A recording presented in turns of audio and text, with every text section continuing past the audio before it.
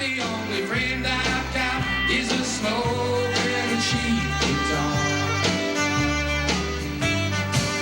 And my mind keeps rolling, my heart keeps longing to be home in an Austin, Texas bar.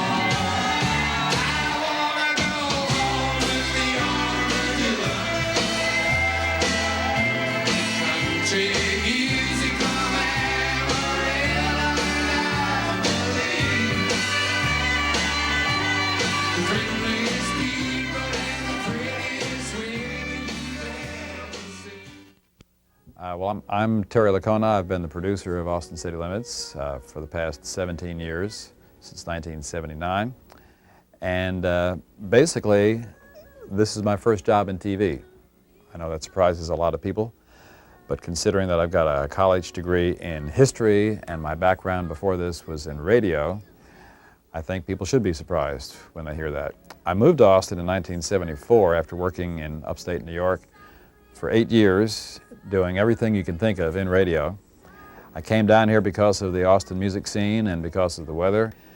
So with a little bit of perseverance, in other words being a pain in the neck, I talked my way into a part-time job with KLRN doing some public affairs type TV work. And as fate would have it, the very month that I moved to Austin was the same time that they taped the original pilot of Austin City Limits. I had no idea at the time, had no idea what it was all about, except that it was a music show, and that in itself interested me. My name is Gary Menotti. I'm the director of Austin City Limits. I've been working on the show for 19 years and directing for the past 13 years. My interest in the show came about as being a student at the University of Texas and working for the PBS station, which just happened to be producing this show at the time. And through time, I've evolved into the position I am now, just from dedication. Hi, I'm Bob Selby, and I'm the lighting director for Austin City Limits. I've been doing Austin City Limits for 20 years, plus a couple of years prior to that when we did the pilots that we did for it. I'm David Hough. I'm the audio director for Austin City Limits. I've been working on the show since the pilot, which was over 20 years ago. And I suppose I got involved because I came from it as a musician and an electrical engineer from UT. I just sort of jumped into this right out of graduating from UT, and I've been doing this ever since. But if there is anything about the show that really stands out as sort of our trademark, it's the fact that the music is what counts. It's music pure and simple. There are no gimmicks, there's no BS, there's not the usual hype that goes along with music the way it's presented on commercial TV.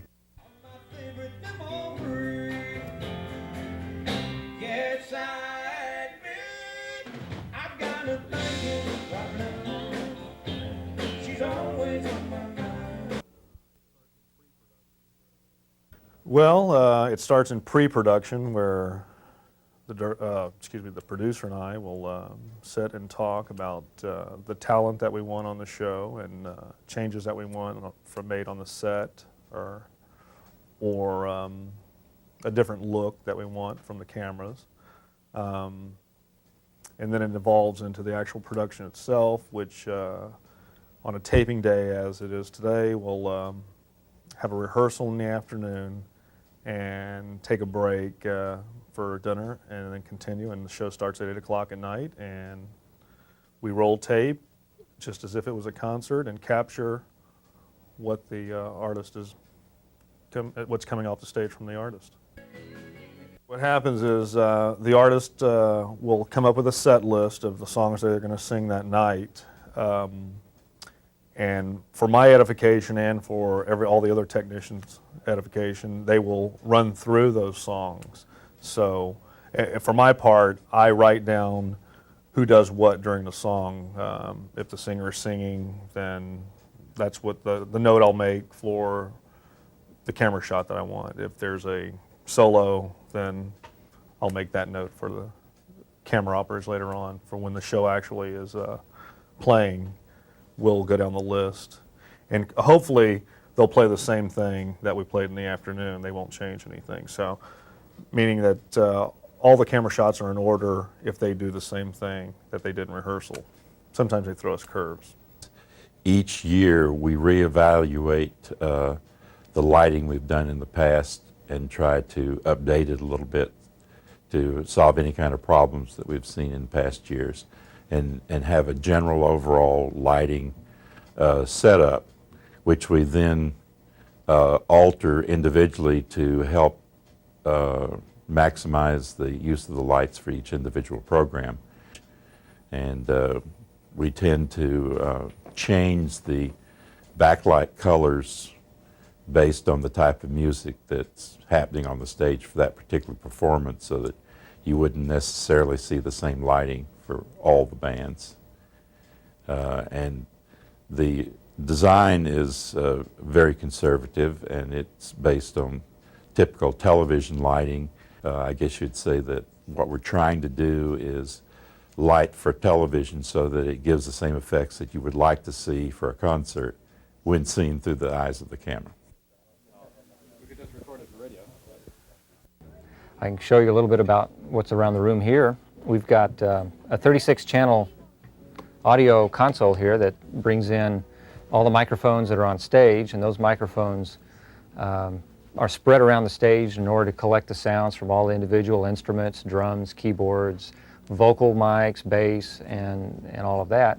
Brought in here and do a little treble and bass adjustment on that, and combine the sounds together to a multi-track 2-inch 24-track back here, so that we can at least get everything onto tape in the first pass. The room is the real trick. It's the way the architects designed it, and the acoustical treatment out there has sound absorption out there. The audience absorbs the sound. It has very much the same acoustical characteristics as being outdoors, but there's no wind.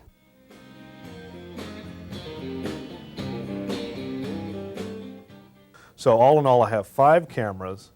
3 of them are on pedestals that move across the floor and give you these nice dolly shots back and forth, or trucking shots, whichever way you're going.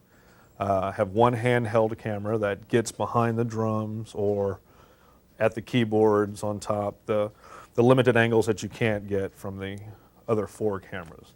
And the 5th one would be the crane that gives me the overhead view look, which like I call the cheap seats, you know, with the old baseball game looking through the fence at everybody else inside the game.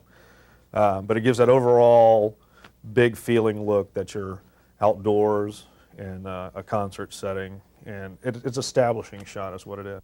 We have tried to maintain a certain look to Austin City Limits over the years, and so we kind of have an idea that it looks pretty much the way we want it to look, and it's not quite as flashy as our live performances that you see most days, you know, today, because it's not quite rock and roll lighting. It's a little more conservative than that.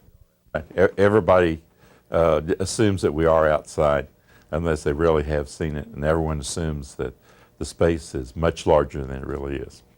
The idea is to try to capture the excitement of the sound and get that compressed down to where you can hear it through a little speaker, all the way up to large stereo surround speakers. So it's kind of a challenge to be able to get a mix that works everywhere.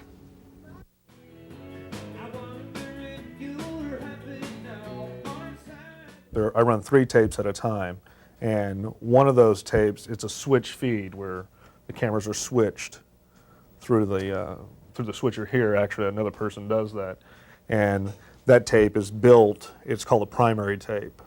And at the same time, I'm running isolation tapes that have the same time, the same sync of the other shots that I can edit in later on to that primary tape. And those are shots of the drums, those are shots of the wide shot, or whatever it be, audience shots, whatever. And after the video guys go off and do their editing, then we come back into the room, reload the 24 track, and put a mix together with the ability to be able to work on that song over and over again, back and forth, rewinding and touching on all the little types of reverbs and EQs, getting everything balanced. And this show is unique in that we're able to put quite a bit of time into the product, into working on the show. Fortunately, this show is built so that the music itself runs pretty much in real time, straight through.